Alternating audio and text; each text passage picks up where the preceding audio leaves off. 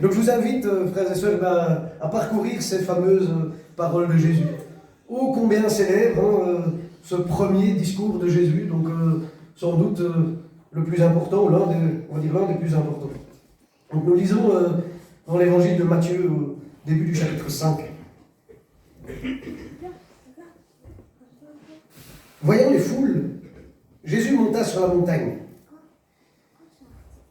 Il s'assit et ses disciples vinrent à lui. Puis il prit la parole et se mit à les instruire.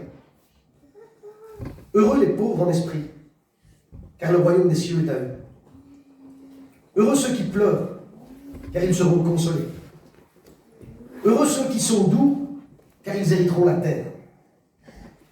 Heureux ceux qui ont faim et soif de justice, car ils seront rassasiés. Heureux ceux qui sont compatissants, car ils obtiendront compassion. Heureux ceux qui ont le cœur pur, car ils verront Dieu. Heureux les artisans de paix, car ils seront appelés fils de Dieu. Heureux ceux qui sont persécutés à cause de la justice, car le royaume des cieux est à eux. Heureux êtes-vous lorsqu'on vous insulte, qu'on vous persécute, qu'on répand faussement sur vous toutes sortes de méchancetés à cause de moi. Réjouissez-vous et soyez transportés d'allégresse, parce que votre récompense est grande dans les cieux. Car c'est ainsi qu'on a persécuté les prophètes qui vous ont précédés.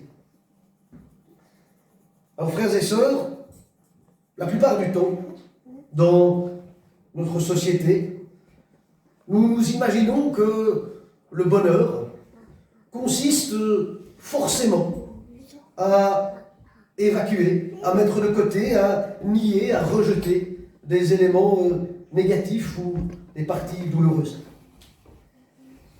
Et quel contraste avec les passages de bonheur que nous trouvons dans la Bible, ceux que nous avons lus et d'autres aussi certainement.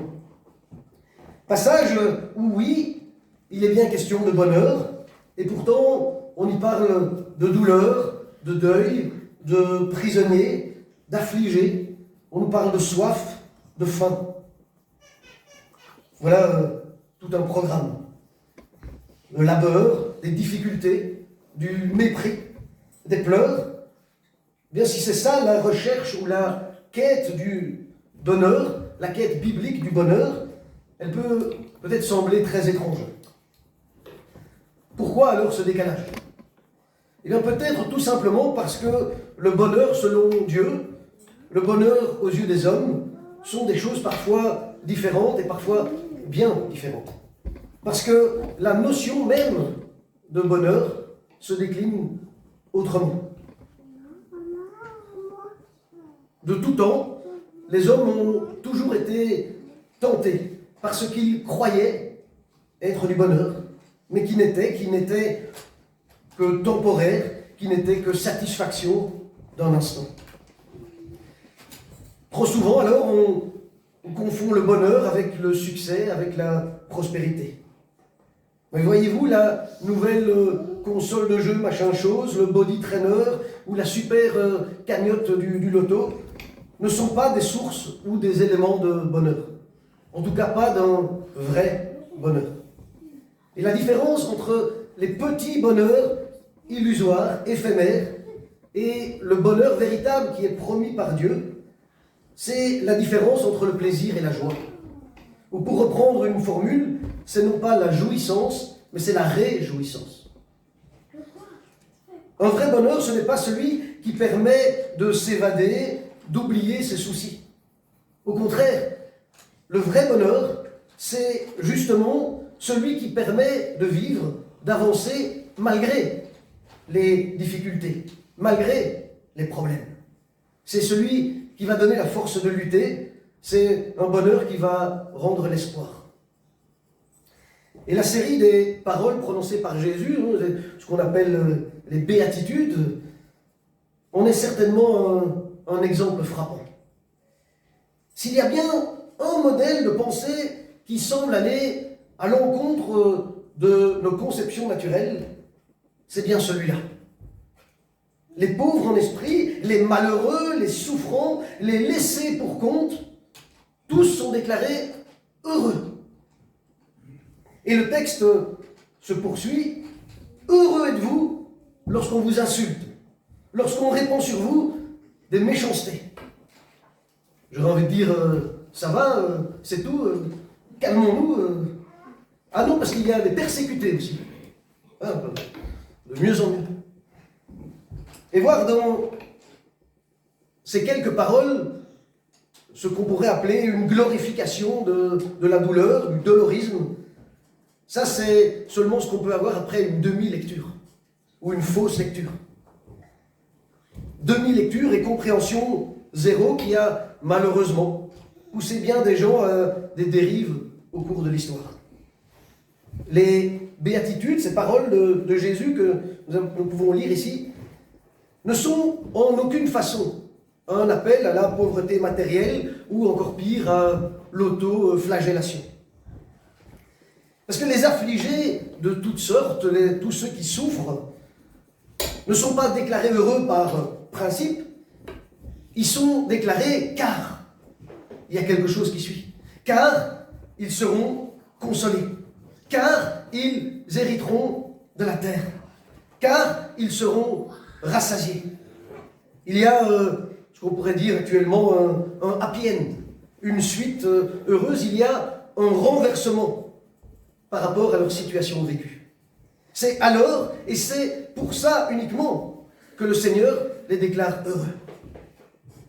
Le bonheur des béatitudes, c'est le bonheur qui va au-delà des conceptions humaines, au-delà des vues à court terme, au-delà aussi des malheurs, sans toutefois les balayer du revers de la main. C'est donc un bonheur qui ne nie pas les souffrances. C'est un bonheur qui est vrai, et c'est pour ça qu'il est tellement réel. Alors quel bonheur voulons-nous? Est-ce que nous voulons un petit bonheur de faux semblants, ou bien est-ce que nous voulons un bonheur réel? C'est en gros la question que pose le Seigneur. Et il est là le véritable enjeu du début de ce qu'on appelle du sermon sur la montagne, du début de cet enseignement de Jésus. Il faut donc alors, évidemment, se replonger encore et encore dans ce texte archi connu des béatitudes. Et ce texte qui, comme certains autres dans la Bible, est peut-être trop connu. Son problème est peut-être qu'il est trop connu, au point qu'on le lit, qu'on l'entend, sans plus vraiment y porter attention. C'est un peu comme si ce passage faisait partie des meubles, si on peut dire. Mais les paroles des béatitudes peuvent encore nous toucher, nous interpeller à l'heure actuelle. Heureux les pauvres en esprit, heureux les affligés, heureux ceux qui ont faim et soif de justice. Heureux. Et il convient d'apporter... Pardon, plus de voix, déjà. Il convient d'apporter ici une petite précision importante sur ces célèbres paroles du Christ. On n'en a pas toujours conscience, je le disais, mais en tout premier lieu, ces paroles, ces béatitudes, sont destinées aux disciples. Nous lisons au début du passage, « Voyant la foule, Jésus monta sur la montagne, il s'assit, ses disciples s'approchèrent de lui, puis il ouvrit la bouche et il se mit à les enseigner. » Et le texte en grec, ou le qualificatif en grec, se rapporte au dernier groupe, il se rapporte aux disciples.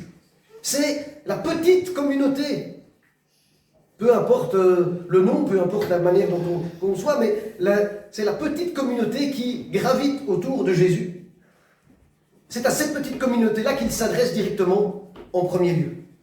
La foule est nombreuse, il y a tous les anonymes, mais elle est au second plan. Il y a en quelque sorte, que ce soit physique ou, on va dire, métaphorique, deux cercles autour du Seigneur. Il y a le petit groupe de disciples, ce petit groupe de fidèles, et il y a tous les autres autour, un peu plus éloignés. La foule des curieux, la foule des indécis, ceux qui espèrent quelque chose, peut-être assister à un prodige pour se décider ensuite. La foule qui a beau entendre les paroles, mais qui n'est pas forcément transformée. On aurait envie de dire le monde ou le monde actuel. Et puis devant, dans ce cercle plus intérieur, il y a ce cercle plus proche du maître. Il est composé de ceux, de celles aussi, si on lit bien les évangiles, de ceux et de celles qui ont choisi librement de le suivre, de faire chemin avec lui, ceux qui se sont engagés. C'est à eux que le Seigneur s'adresse en priorité. Ce sont eux, ce sont les disciples d'hier, les disciples d'aujourd'hui, qui doivent donc se sentir le plus concernés par les paroles qui vont suivre. Et en fait, Jésus s'adresse à eux qui ont répondu à son appel, parce que c'est justement cet appel qui a fait d'eux, qui fera d'eux, des pauvres, des affamés et des malheureux.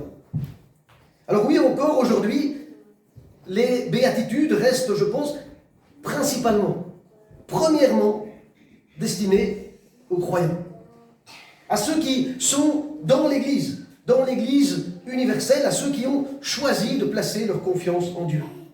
Ces paroles ont certainement beau avoir une portée ou une vocation universelle, il ne s'agit pas, comme certains pourraient le penser, d'un proverbe, d'une maxime, de choses qu'on peut, d'un mantra qu'on pourrait réciter comme ça. Ce sont des paroles millénaires qui s'adressent à chacun d'entre nous. Des paroles qui s'adressent à l'Église. L'Église qui reçoit une promesse de bonheur, et pas n'importe quel bonheur, un bonheur absolu. Et toutes ces phrases, toutes ces sentences forment en fait en tout. Il s'agit d'une seule et même déclaration. On peut évidemment s'attacher à une phrase en particulier, mais il faut comprendre que ça représente un tout. Et c'est un bonheur qui se représente, qui se présente selon différents aspects, différentes facettes. Et sans entrer dans une description détaillée, on n'a pas le temps, et certainement des gens qui l'ont fait depuis presque des millénaires, sur chaque situation de souffrance qui est décrite, mais quelques éléments comme ça, quand même par-ci par-là. Si l'on suit le texte, les premiers qui sont déclarés heureux sont les pauvres en esprit.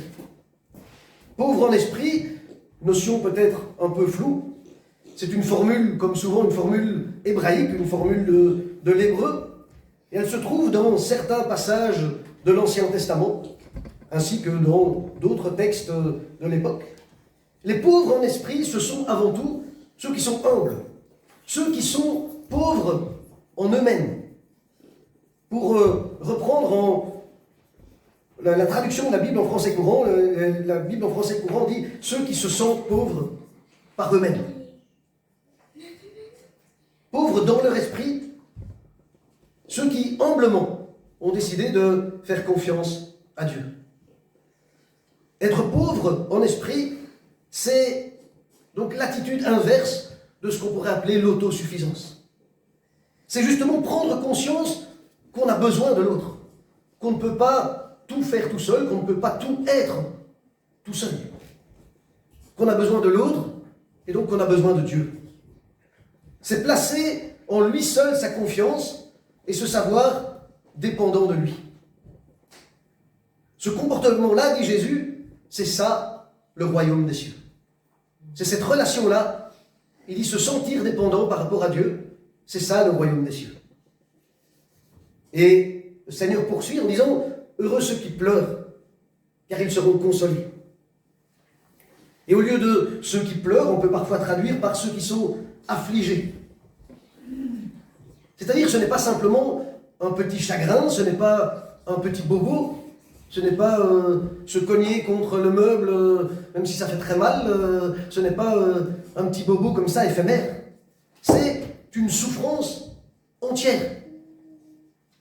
Littéralement, cela va même encore plus loin. Ce sont ceux qui sont dans le deuil, ceux qui portent une douleur inguérissable. inguérissable, inconsolable, et pourtant avec certitude. Le Seigneur dit le temps du changement, le temps de Dieu, le temps de Dieu où Dieu lui-même apaisera totalement leur tristesse. Il y a ce verset magnifique de la fin du livre de l'Apocalypse. Il dit toute chose passera. Mais le Seigneur les guérira de toutes choses. Il y aura un renouvellement total. Il n'y aura plus ni deuil, ni cri, ni douleur. Et chaque fois que j'écoute la radio, que je regarde un journal télé ou autre chose, et je vois, je sais malheureusement que depuis des siècles et des siècles, il y a la guerre partout dans le monde, il y a des situations impossibles à vivre, impossibles à comprendre. Il y a cette parole qui revient, il n'y aura plus ni deuil, ni cri, ni douleur. Et là je me dis, mais, waouh Seigneur, waouh, quelle promesse exceptionnelle. Dieu apaisera lui-même leur tristesse. Alors oui, heureux sont-ils. Heureux encore les affamés, les assoiffés de justice, car ils seront rassasiés. Avoir faim, avoir soif de justice, c'est vouloir mener une existence la plus conforme possible à la volonté de Dieu, à sa parole. C'est ajuster sa vie au désir du Créateur. Et on comprend alors que les paroles du Christ ne sont pas uniquement réservées aux victimes, à ceux et celles qui n'en peuvent plus. Le Seigneur désire lancer un appel à la vigilance. Il veut responsabiliser ses différents auditeurs. Tous sont encouragés à calquer leur comportement sur celui du Maître. Être miséricordieux à l'image de celui qui est miséricorde. Heureux ceux qui procurent la paix, c'est-à-dire pas simplement rester pacifiste, mais être un artisan de paix. Notre Père Céleste qui par excellence procure la paix. Il n'est donc pas étonnant que ceux qui désirent agir de la sorte soient appelés fils de Dieu. Du conflit au Soudan, au Proche-Orient, jusqu'aux querelles de voisinage, en passant par l'escalade de violences verbales, physiques, de supporters de foot imbéciles ou ailleurs. Le monde a incroyablement besoin de faiseurs de paix, d'hommes, de femmes qui vont agir pour la paix. Et les béatitudes deviennent alors pour le chrétien un véritable engagement, un choix de vie, une éthique de vie. Vous savez, frères et sœurs, que la Bible, le Nouveau Testament, a été écrit en grec, qui a toute une série de traductions en langue, notamment en langue française, des traductions plus ou moins fidèles au texte original, qui sont presque incompréhensibles pour nous parce qu'il y a des images que nous ne comprenons pas, et il y a à l'autre extrémité, des traductions qui sont totalement compréhensibles, genre en français courant, paroles de vie, qui peut-être s'éloignent un petit peu pour certains passages du texte original, mais qui permettent une très bonne compréhension. Et parmi les différentes traductions, vous connaissez peut-être la Bible Chouraki, qui est un hébraïsant qui a essayé de s'attacher aux mots qui sont décrits en reprenant leur étymologie. Et donc parfois ça donne des traductions assez, on va dire, étranges. Et au lieu de heureux, Chouraki a traduit en marche. Et c'est pas anodin. C'est pas juste comme ça un délire absolu. C'est parce que dans cette étymologie des mots, il y a cette notion d'être en marche, d'être en mouvement, d'être en action. Et donc vous avez en marche les humbles, en marche les endeuillés, en marche les cœurs purs. Voilà qui change totalement peut-être notre vision.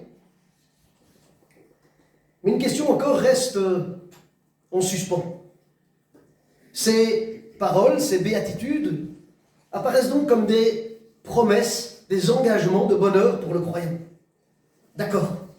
D'accord, et je redis Alléluia, Amen, en ressortant ce passage de l'Apocalypse. Mais pour quand ce bonheur? Est-ce que c'est un bonheur pour demain, pour après-demain, pour bien plus tard, pour on verra bien?